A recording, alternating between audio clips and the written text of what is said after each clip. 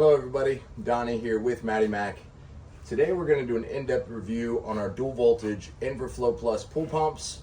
Going to go over all of its features, including its benefits, and how to get it in and out of its modes. So with that being said, let's dive in.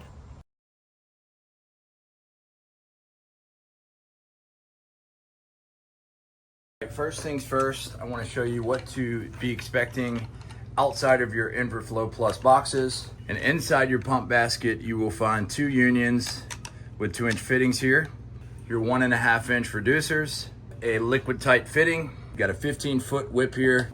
All of our InverFlow Plus pool pumps are dual voltage. So we have our 1 horse, our 1.5 horse, and our 2 horsepower pumps. They can hook up into a 110 or a 220 breaker.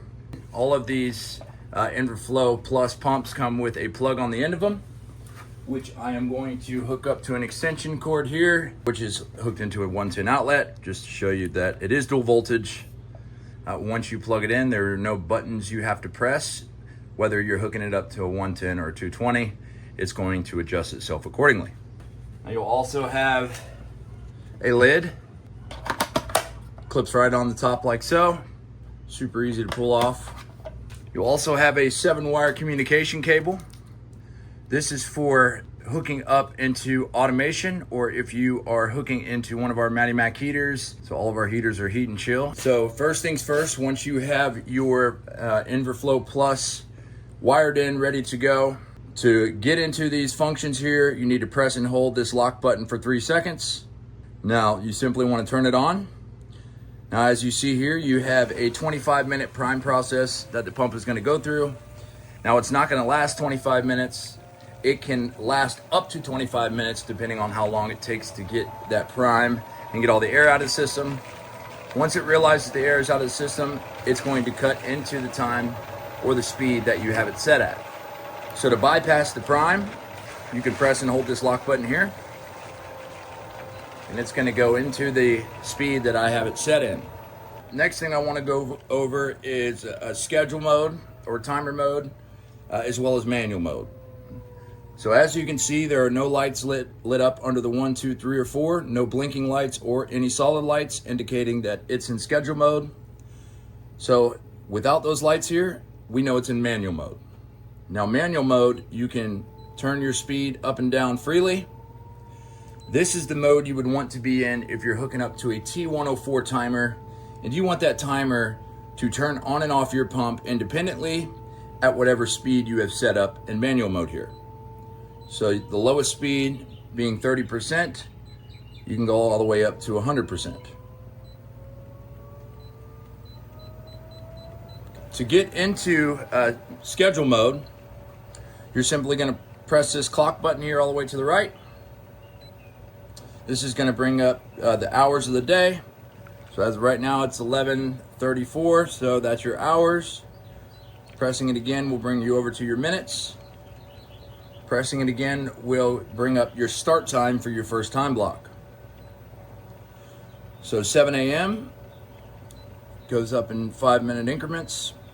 This is when I want my pump to turn on. And then end time, 12 o'clock.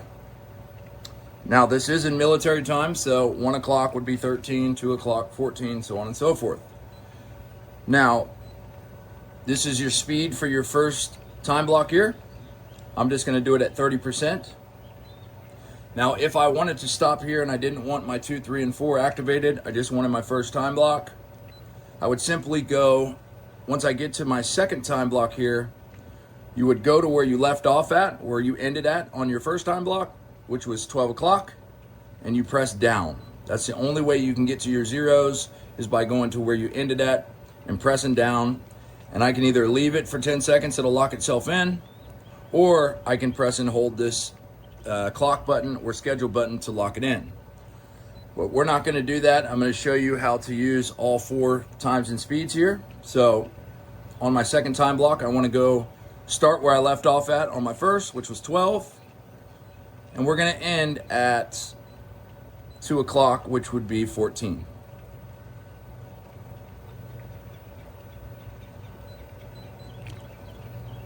Okay, now speed on that second time block would be 40%. So from 12 to 2, it's going to run at 40%, which brings me over to my third time block. Now again, if you wanted to only run 2 sets of times and speeds, once you get over to your third time block, you go to where you ended on your second, which was 2, press down, zero it out, and that's how you know your 3 and 4 would be zeroed out. But we're not going to do that. We're going to start where we ended on our second time block, which is 2 o'clock, 1400. And we're going to end at 1600, which would be 4 o'clock. Pick my speed for my third time block. We'll do 50%. Moving me over to my fourth time block. Start time would be 16, where we left off at on our third time block, 1600, which would be 4 o'clock. And we want to end at 1800, which would be 6 o'clock. And as you see, you can change these. And the speed of 60%. Now, once you get to the end and you press it again, this will lock it in to your schedule. Or I could have left it alone for 10 seconds and it would have locked itself back into place. Now I'll show you how easy it is to get to and from your schedule mode and manual mode. As you see, I have a light lit up under the 1, so I know it's in schedule mode. And if I wanted to get it over to manual mode, all I have to do is press and hold this clock button and you'll see the 1 has disappeared. And it's in the speed that I had set at previously. So to get it back to my schedule, all I have to do is press this clock button. It's going to lock itself into its schedule that I had set up prior. If you wanted that pump to ramp up, you simply press this boost button here while it's unlocked, and it's going to boost up to 100% for an hour. Now you can set how long your boost mode lasts in 15-minute intervals. So for instance, this is going to last for an hour, and I can go up and down to change the times of how long that boost mode lasts for.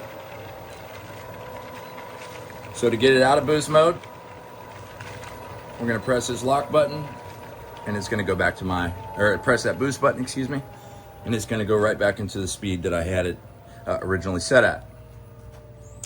So, skimmer mode. Skimmer mode can only be accessed while the pump is on. So if the pump is off, and I'll show you here, you need to press and hold your lock button and your clock button at the same time. As you see, since the pump is off, it is not going to go into its skimmer mode. Since it's on, I'll show you that it will now be able to be activated. I'm simply bypassing this prime here. And now I can press and hold my lock button and my clock button to get into my skimmer mode functionalities and parameters. All right, so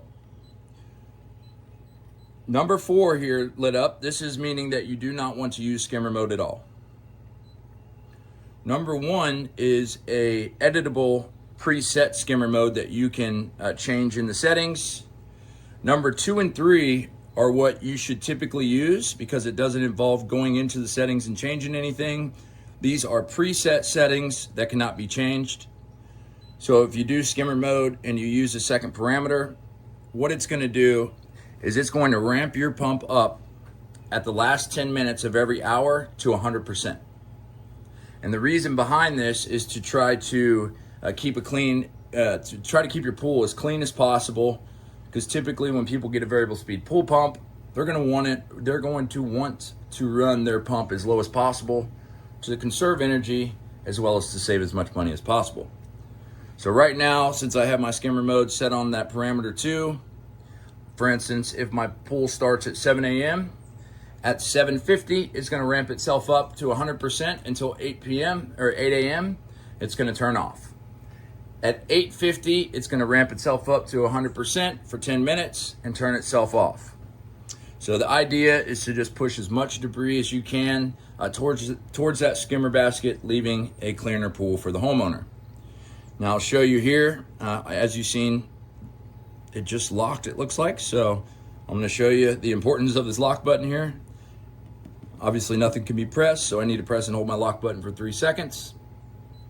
And I'm now going to press and hold this clock and this lock button again Remember, 2 and 3 are the only parameters that cannot be edited. So if you're going to parameter number 3 for skimmer mode, what that's going to do is for the last 3 minutes on every 3 hours, your pump is going to ramp up to 80%. Okay, so for instance, if your pump is turning on at 7 a.m., at 10:57, this pump is going to ramp up to 80%. And at 11 a.m., it is going to simply go back into its speed that you had it set at, into Wi-Fi mode. As you see, I'm already connected here, and I'll show you how you get into those settings. Now, you need to make sure to download the app, which you'll find in your manual in the box. Download the app. You need to register your email, set all of that stuff up, make sure you've got the password for your Wi-Fi ready to go so you can easily connect your pump to your app. Now, once the screen is unlocked, you have your app ready, your email is registered, you've got the password for your email. You're gonna unlock your pump by pressing and holding the lock button for 3 seconds, which, as you've seen, it just locked itself. Press and hold this lock button, and then you're gonna press and hold this power button for 4 seconds. You will see this Wi-Fi icon start to flash. Means it's ready to be connected. This is when you will go into your app. You're gonna simply press add device. You will see this device pop up, and it will connect after you click pair. It's recommended that you do have your Bluetooth on as well. It will just help your connectivity to your app. So once that is connected properly, you'll see this. Once it starts connecting, it'll start blinking faster, and then it will end up as a solid light once it's completed its connection. So that's how you get into skimmer mode, that's how you get to your Wi-Fi.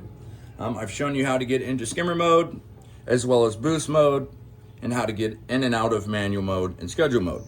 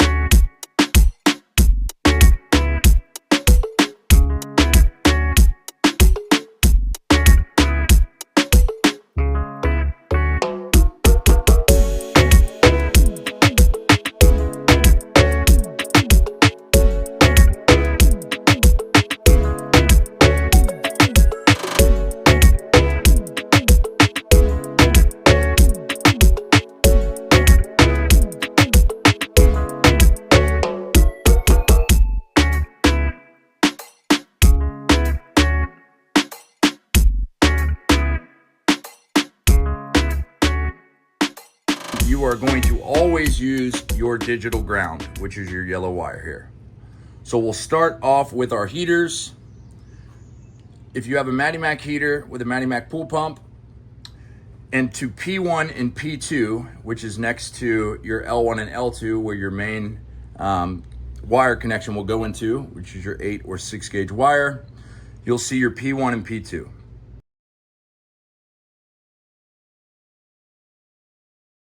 When you turn up the heat on your pool, it's going to send 5 volts to this pump, telling it to turn on so your heater has flow.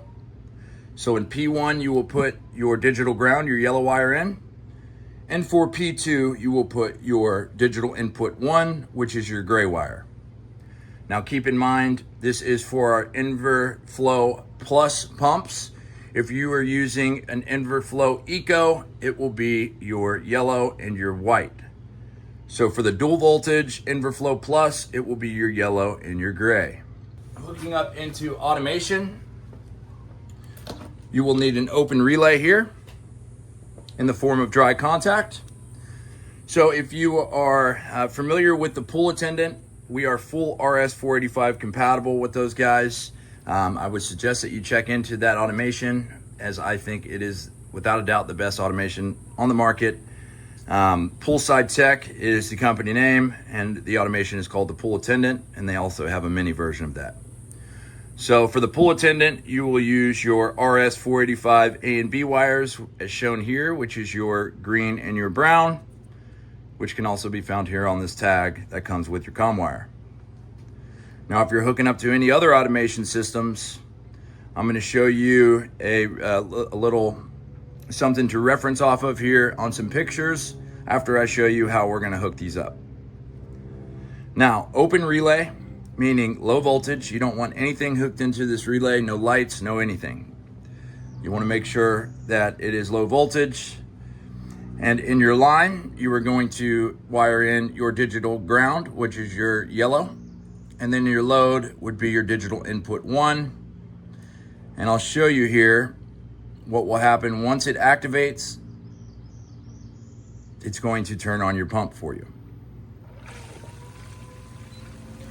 Now, once you've got your yellow in your line and your digital input 1 in your load, you're going to hook this end into your circuit board, into your spa, aux 1, whatever, however you have your automation set up. You just want to make sure that this relay is open, having nothing plugged into it. Now, if you had 3 or 4 open relays with nothing plugged into them, you would simply take a jumper from your yellow over to your other open relay. Just for reference, just imagine a relay right here. You would run a jumper from your yellow into your other relay's line, and then you would hook your white into your load on your second relay, okay? If you were going to your third relay, you would run another jumper from that line over to your third relay's line, and then you can use your black wire for your third speed. So if you can kind of just imagine here, 1, 2, 3, okay? Your speed controls are always going to be in your load. So yellow for your first one, digital ground, digital input 1 for your load. If you had a second relay, you wanted to run another speed, you would do a jumper to your second open relay into the same line that your first relay ground is in, and then you would hook up your second speed control where your gray wire is on your first relay, which would be your load.